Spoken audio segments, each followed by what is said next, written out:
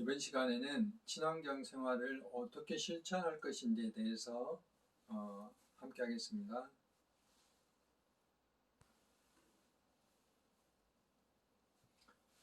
최근에 우리들의 소비 생활 형태를 알아보면 소비의 중심은 과거에는 생계를 유지하기 위한 기초적인 소비였다면 지금 이제 생활 중심의 소비로 바뀌었어요. 그래서 꼭 생계 유지뿐만 아니라 이제 여러 가지 취미 생활을 위한 소비라든지 이런 쪽에 우리가 관심을 많이 갖게 되는 거고, 또 소비의 단위는 가족 중심에서 개인 중심으로 이렇게 바뀌고 있다고 말할 수가 있고요. 실제로 이제 우리 주거도 1인 가구가 많기 때문에 이런 단위로 많이 바뀌어집니다. 또 구매 장소도 재래시장이었다면 지금은 이제 굉장히 다양한 소비 형태로 이어지고 있죠. 우리가 이제 마트라든지 할인 매장이라든지 특히 이제 요즘은 거의 뭐 인터넷 전자상거래가 굉장히 활발하게 이루어지고 있습니다. 코로나19로 인한 비대면 시대에서 전자상거래에 대한 중요성이 날로 증가되고 있고 그런 소비 형태로 바뀌고 있죠. 그 다음에 구매 방법도 현금을 거의 사용하지 않는 시대로 됐죠. 굉장히 편하게 돼 있어요. 요즘 신용카드뿐만 아니라 이제 여러 가지 삼성페이나든지 이런 페이 방법에 의해서 하는 그런 것, 전자화폐, 또 각종 지자체에서 발행하는 상생카드 이런 게 굉장히 다양한 어떤 구매 방법들이 이루어지고 있다 하는 것이죠.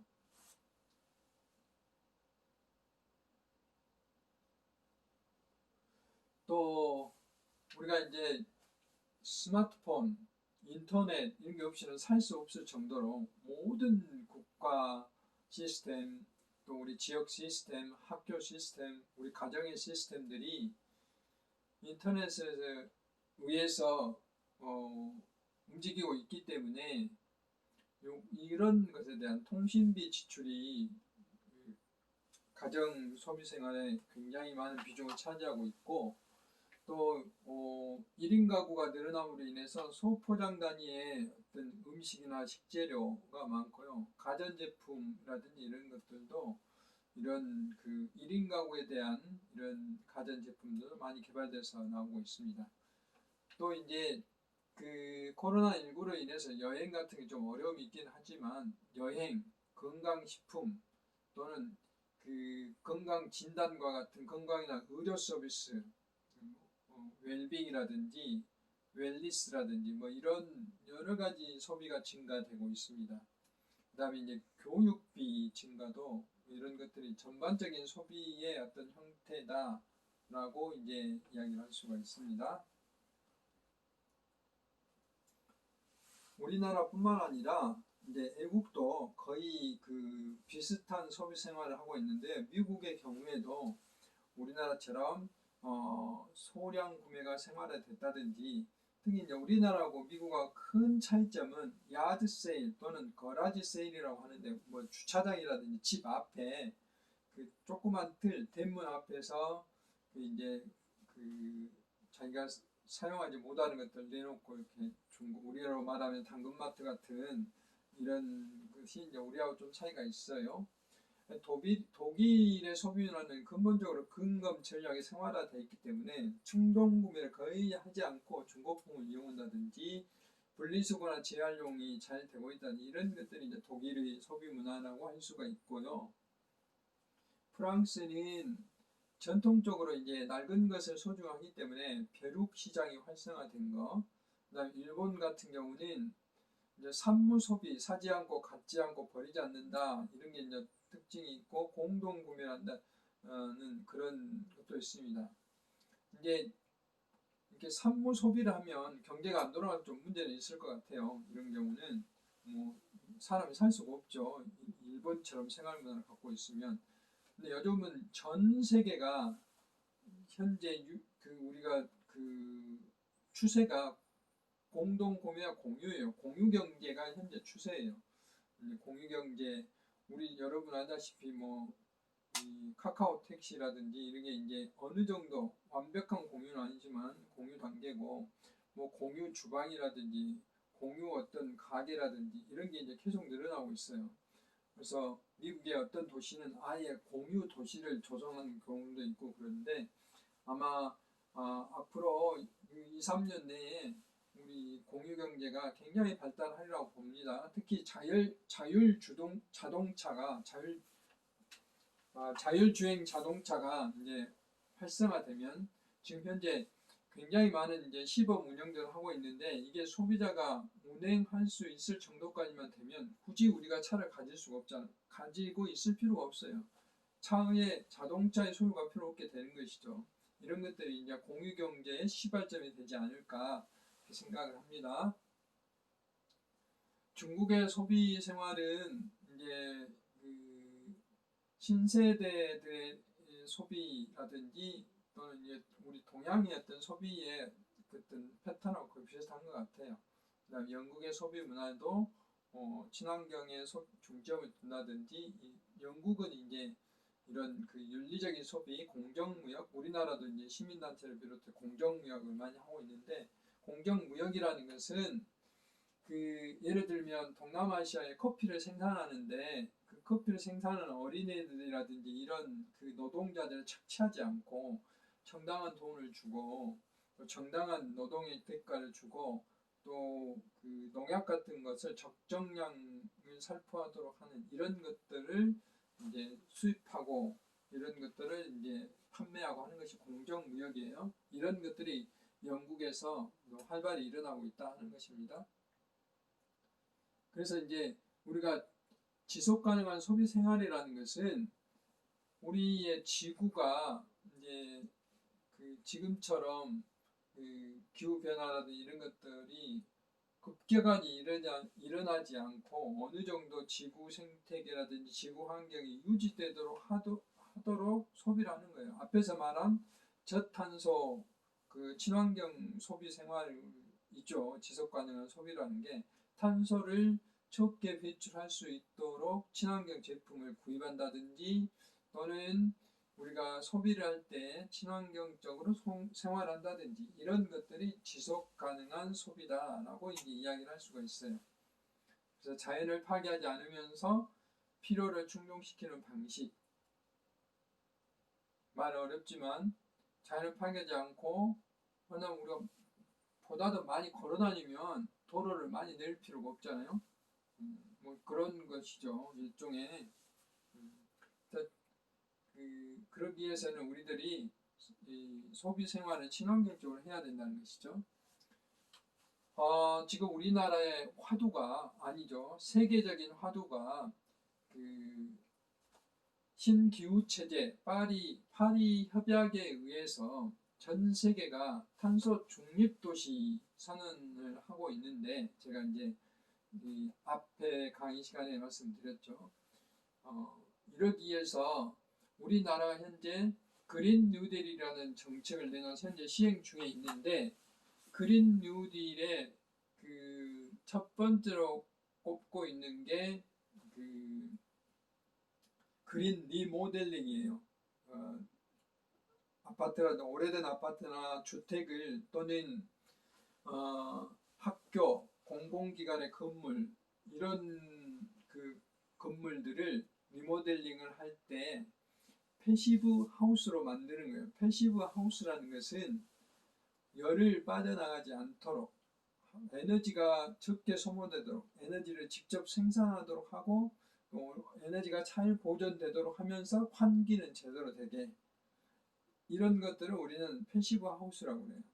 그래서 화석 연료를 최대한 사용을 하지 않는 거죠. 태양광이나 지열, 또는 이제 지난 시간에 말씀드렸던 서울의 롯데타워처럼 한강물을 이용한 이런 수열 에너지로 냉난방을 한다든지, 이런 것들을 바로 이제 패시브 하우스라고 그러고, 또 다른 말로 최근에는 제로 에너지 하우스, 제로 에너지 건축물이라고 이야기합니다. 이게 제로 에너지 건축물은 이제 의무화되어 있어요. 공공건물 뭐 1000제곱미터 이상, 또 내년부터는 500제곱미터 이상, 뭐 25년부터는 민간 건축물도 여기 해당되는데 탄소 중립 도시에 대한 탄소 중립에 대한 계획이 2050년도까지 우리나라가 목표로 하고 있거든요. 이 계획이 현재 그 수립 중에 있는데 12월 달에 확정이 되면 아마 이제 제로 에너지를 하지 않는 건축물은 아마 지을 수가 없도록 될 것 같습니다. 그래서 이런 쪽에 우리가 관심을 많이 가져야 된다 하는 것이죠. 그래서 건축물 내부 에너지가 일부러 방출되지 않도록 에너지 그 최소 에너지로 최대 효과를 얻도록 하는 게 이제 패시브 하우스예요. 최근에 미세먼지 때문에 그렇지만은 그 우리가 창문을 닫아놓고 그 학교나 아파트에 그 실내 공기를 충분히 환기할 수 있는 시스템이 만들어졌어요. 이게 이제 그 열 보전 그 환기 장치들인데 이게 최근에 지은 아파트들은 이게 다 설치가 돼 있거든요. 아마 오래된 아파트도 이걸 설치할 수가 있어요. 개인별로도 이걸 해놓으면은 그 열을 에너지를 최대한 보존할 수가 있어요. 이게 이제 패시브 하우스에 필수적으로 포함돼야 돼요. 최근에 이제 뭐 땡땡 그 보일러 회사에서 광고도 하고 있거든요. 그런 것도 한번 여러분 살펴보면 좋을 것 같습니다.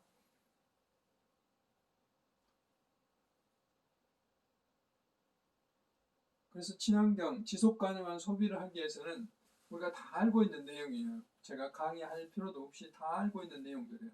앞에서 말씀드렸던 친환경 마크 인증 제품을 구매한다든지 에너지 전략형 제품을 구입한다든지 우리가 이제 한 번쯤 냉장고를 구입한다든지 청소기를 구입할 때 그 에너지 등급을 한번 살펴볼 필요는 있어요. 그 다음에 저탄소 제품을 구매한다든지 친환경 농산물을 구매한다든지 그 다음에 로컬 푸드 우리가 이제 그 푸드 마일리지에 대해서 여러 가지 발자국을 할 때 푸드 마일리지도 말씀드렸는데 바로 이제 탄소 발자국을 그 줄이는 거잖아요. 지역 농산품을 구매한다는 것은 또 제철 농산물을 구매하지 않은 것도 탄소 발자국을 줄이는 거예요. 냉장고 숫자를 줄이는 것이기 때문에 그다음에 식품 첨가물을 확인한 후 구매하자. 리필이 가능한 제품을 구매하자. 이런 것들이 우리 지구를 살리는 아주 조그만 일이지만 모든 국민이 다 실천한다면은 굉장히 큰 일이 되는 거죠.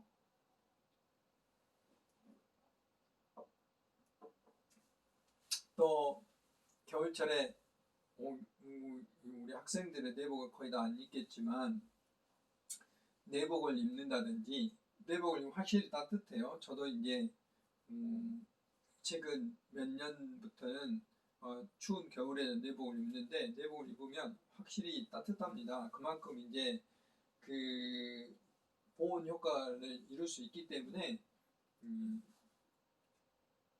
보일러를 적게 떼도 되는 것이죠. 그 다음에 안 쓰는 제품 플러그로 뽑아두자 하는 건데 요즘은 이제 플러그로 뽑지 않더라도 그 차단하는 그 콘센트들이 있죠. 근데 그런 것들 이용하시면 될 것 같고 뭐 세수할 때 물을 정말 사소한 것들이죠. 물을 받는 장바구니 요즘은 장바구니 거의 다 사용하고 있는 것 같아요.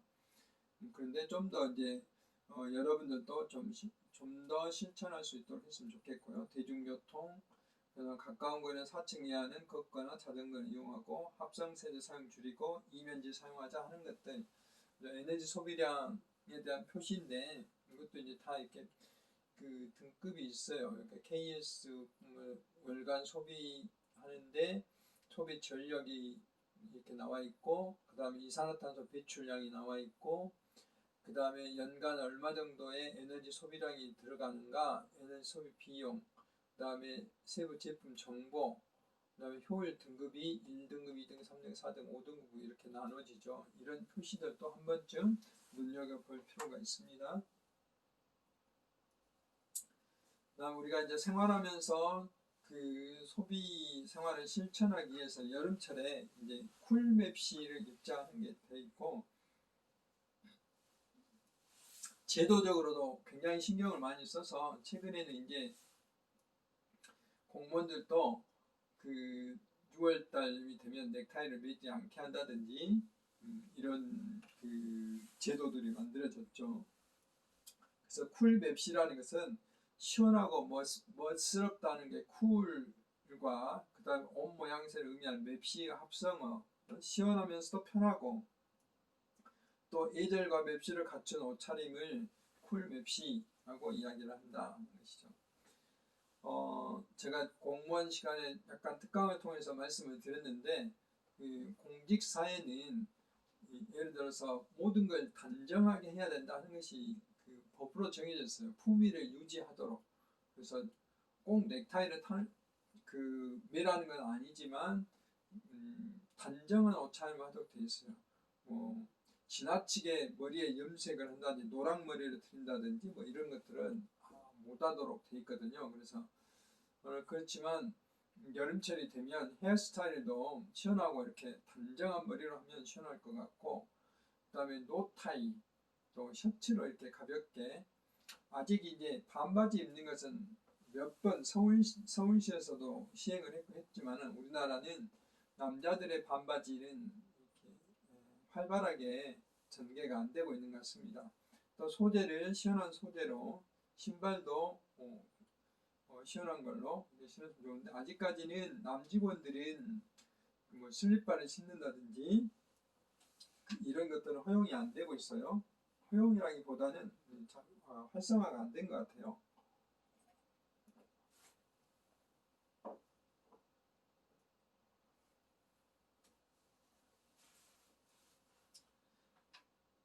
그 다음에 이제 집에서 냉장고를 배치할 때도 어디다 배치할 것인지, 물론 최근에 아파트는 냉장고를 배치할 곳이 아예 딱 정해져 있기 때문에 서늘한 곳에 벽으로부터 5cm 정도 이렇게 떼내야 되고, 냉장고 문 열고 닫을 때 문이 꼭 닫혀 있는지도 확인해야 되고, 냉장고 안에 정리 정도는 좀 이따 뒤에서 말씀드리겠고, 일반적으로 투명 용기에 라벨링을 하는 게 좋겠습니다. 그 다음에 집을 오래 빈다든지 휴가 전에는 냉장고를 최대한 비우는, 이것도 이제 친환경 생활의 기초라고 할 수가 있습니다. 그 다음에 설거지할 때 물을 받아서 씻고, 식기세척기에 집어넣을 때는 기름기 등을 미리 닦는다든지, 설거지할 때도 마찬가지고요. 그 다음에 에너지를 아끼는 요리법, 이제 자꾸 열어보지 마라. 요리할 때 화구에 맞는 용기를 사용해라, 작은 크기의 용기를 사용해라, 평평한 바닥 용기를 사용해라, 또 냉동식품은 미리 해동해라 하는 것들이죠. 이제 굉장히 불편하죠, 이대로 하려면. 그런데 불편한 것이 지구를 살리는 거라고 생각하면 즐거움이 될 수도 있어요. 그런 생각을 했으면 좋겠고, 그 다음에 여러분들은 이걸 제가 설명을 안 해도 잘 알겠지만, 이게 종이 영수증을 줄이자는 거죠. 그게 환경 호르몬도 나오고 또 탄소 배출하기도 하고 종이 소비도 많고 그렇기 때문에 환경부 장관이 시범으로 하고 있지만, 이제 모바일로 영수증을 받으면 요즘 우체국이라든지 많이 모바일 영수증이 활성화되어 있어요. 마트들도 그렇고. 그래서 이렇게 하면 이 친환경 소비 생활에 기여를 하는 것이다 라고 이제 이야기를 할 수가 있습니다. 최근에 이런 운동들을 많이 하고 있어요. 지구를 살리는 습관, 도전, 챌린지 20일 동안 이산화탄소 발생을 감소하는 녹색 교통을 이용한다든지 자전거를 이용한다든지 또는 그런 실천을 해보는 거예요. 그래서 창원에 자동차 빌려주는 게 누비자, 대전은 타슈, 순천은 온누리, 서울은 따르릉 이런 것들이 있는데, 이런 것들을 20일 동안 어떤 자전거를 탄다든지 달리기를 한다든지 이런 친환경 소비 생활을 해보자는 거죠. 이렇게 이제 챌린지 20일 도전이에요. 여러분들이 인터넷에서 한번 찾아보면 여기 나와 있는데, 이런 것들을 할 수 있도록 하는 것에 대해서 몇 가지만 소개를 해보면, 물발자국 우리가 이제 배웠는데, 물발자국을 줄이는 습관, 그러면 제품을 생산하고 폐기할 때 필요한 물의 총량을 물 발자국이라고 그랬는데, 커피 한 잔에 132리터의 물이 필요하고, 우유는 255리터, 양배추가 237리터 kg당, 소고기 15,415. 그러니까 육류가 굉장히 많이 들어가죠. 돼지고기 약 6,000. 그 다음에 A4 한 장이 10리터. A4 한 장 전략하는 것도 상당히 여러분들 기여를 많이 한다라고 이제 이야기할 수 있어요. 그래서 이런 것들도 도전해보면 좋겠습니다. 그 다음에 여러분뿐만 아니라 부모님께도 이제 이런 실천을 한번 해보도록 하면 좋을 것 같아요. 냉장고 앞에 이런 지도를 만드는 거예요. 이 칸에는 뭐가 들어있고 며칠날 여기에 들어있고 그 안에는 투명 용기로 만들어 놓고 또 여기는 어떤 음식물이 들어있고 여기는 어떤 음식물이 들어있는가 하는 것들을 써놓고 여기에는 구매할 필요가 있는 필요한 식재료를 적을 수 있는 메모란을 만든다든지 이런 것. 앞으로는 이게 이제 그 컴퓨터 시스템으로 요즘 뭐 그런 게 나와 있는 것도 있으니까 이렇게 스마트폰처럼 메모할 수 있도록 이제 제품이 개발될 수 있을 것 같아요. 그런 아이디어를 여러분들이 이 전자회사에 한번 제출해 보시기 바랍니다. 이런 챌린지 운동도 현재 전개되고 있어요. 그 다음에 빈티지 샵을 이용하는 방법도 챌린지 20에 포함되어 있어요. 이렇게 이제 의류 재활용과 사회 문화적 삶의질을 개선하기 위해서 이제 이런 공유 경제로 여러분들 면접 시험 보러 갈 때 양복을 빌려주는 것도 광주도 있고 서울은 몇 군데가 있는데 이런 것들도 한번 이용해 보는 것도 좋을 것 같습니다. 그 다음에 이제 플라스틱을 사용하지 않도록 한번 도전해 보는 거. 그래서 노 플라스틱 프리 챌린지, 플라스틱 프리 챌린지. 그래서 텀블러를 이용하도록 한다든지 하는 것도 쉬운 일은 아니지만 한번 실천해 볼 필요가 있어요. 그 다음에 이제 또 한 가지는 플로깅 챌린지라고 걷거나 뛰면서 그러니까 운동도 하면서 쓰레기를 줍는 운동이에요. 이것은 환경보호 챌린지 중에 하나인데 이 플로카업이라고 스페인어로 이삭을 줍다는 뜻이에요. 이거라고 영어로 조깅한다고 그러죠. 그래서 플로깅이라고 이름이 정해져 있는데 우리나라에서도 이제 이런 게 원래 스웨덴을 시작해서 북유럽을 중심으로 빠르게 확산되고 있는데 우리나라에서도 이렇게 이제 운동도 하면서 쓰레기를 줍는 운동들이 지금 활발히 진행되고 있거든요. 여러분들도 기회가 되면 이런 그 봉사활동도 해보면 좋을 것 같습니다. 여기는 이제 반복되는 이야기인데 냉방을 1도시 냉방 온도를 높인다든지 에어컨 하루의 사용 시간을 줄인다든지 에어컨 그 필터 청소를 한다든지 선풍기 사용에 대한 것들 이런 것에 대한 내용이고요. 그다음에 자동차 운전 습관에 급제동이나 급출발을 하지 않는다든지 경제 속도를 준수한다든지 불필요한 공회전을 하지 않는다든지 또 필요 없는 짐을 싣고 다니지 않는다든지 이런 것들입니다. 그래서 이런 것에 대한 것들이 친환경 저탄소 친환경 생활 가이드 중에 자동차 편이 되겠습니다. 그 다음에 이제 과도한 포장 이렇게 이만한 물건을 이렇게 포장하는 거 이건 법으로도 금지가 되어 있는데 이런 것들 우리가 이제 잘 지켰으면 좋겠고요. 과대 포장이 환경에 미치는 영향은 비용 증가뿐만 아니라 운송 증가되고 환경적으로도 생활 폐기물이 증가되고 또 이것을 탄소 배출량도 증가되고 이것을 매립하고 소각하는 데도 증가되고 한다는 거죠. 그래서 그만큼 굉장히 많은 영향들을 미치고 또 이것을 이제 소각할 때 다이옥신과 같은 환경 호르몬이 나와서 인체에도 피해가 일어날 수 있기 때문에 이런 것에 대한 것들은 우리가 철저히 지켰으면 좋겠다. 이제 그런 문화가 만들어져야죠. 아름답게 포장을 한 것보다는 아름답게 포장을 하되 굳이 이렇게 크지 않더라도 정성이 들어가서 과대 포장을 하지 않는 이런 이제 습관들이 길러졌으면 좋겠습니다.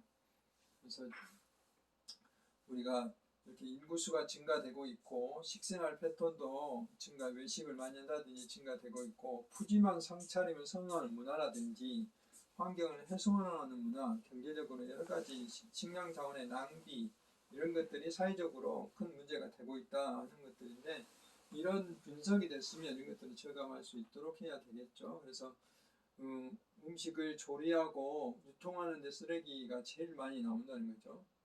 특히 가정집에서 이렇게 많이 나오잖아요. 그런 것들을 봤을 때 가정에서 음식물 쓰레기를 줄이는 그런 노력도 필요하다. 한 끼 4인 가족이 밥상에 온실가스 배출량이 이렇게 배출을 하게 되면은 이제 수송하고 생산하고 해서 연간 소나무 한 그루가 1년 안에 흡수하는 양만큼의 그 배출을 하게 된다는 거죠. 우리가 한 끼 밥상을 차리는데, 그래서 그만큼 TV를 16시간 보는 거하고 세탁기를 35회 운영하는 거하고 맞먹는 시간이기 때문에, 그만큼 우리가 이제 인식을 이렇게 했으면 좋겠다. 그래서 꼭 그 온실가스 밥상이라는 것은 적은 양만, 먹을 양만 생산하는 거죠. 그 다음 우리가 이제 물을 아껴야 되는 경우도 생활 속에 변기에 물을 적게 사용한다든지, 요즘은 시스템도 다 갖춰져 있어요. 이거든. 이제 그 다음에 설거지할 때, 뭐 샤워할 때, 이런 여러 가지 것들인데, 우리가 절대적으로 수돗물은 에너지로 만들기 때문에 그만큼 이제 물 절약하는데 노력을 해야 된다 하는 것이고, 교변에 굉장히 민감하잖아요. 수자원은 앞에서 말씀드렸다시피 비가 많이 왔을 때는 물이 풍부하고 홍수가 나지만 가뭄이 들었을 때는 거의 비가 오지 않기 때문에, 이런 것들에 대비하기 위해서 이제 저수지, 호소를 만들어 놓고 있는데, 우리가 이런 것들을 적절하게 보존할 수 있는 것들은 이렇게 이제 물 발자국이 이만큼 되기 때문에 이런 것들을 인식해서 다양한 분야에서 물을 절약하는 데 노력을 해야 되겠다 하는 겁니다. 강의를 마무리하면서 최근에 많은 세계 지도자급 분들이 이 환경, 지구 환경에 대한 어떤 이런 이야기를 많이 하고 있습니다.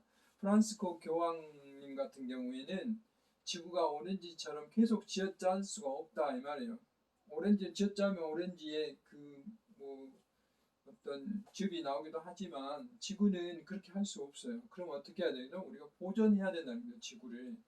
지구도 곧 우리가 살고 있는 집이나 마찬가지다 하는 것이기 때문에 우리가 깨끗이 사용해야 되고 보존해야 된다 강조하고 있고, 빌 게이츠도 기후변화는 코로나19보다 더 큰 피해를 일으킬 거다 하고 이제 주장을 하고 있고, 세계 자연 기금의 사무총장도 우리 몸을 일주일에 2,000개 미세 플라스틱 조각을 먹는다고 미세 플라스틱 배출에 대한 역할을 강조하고 있어요.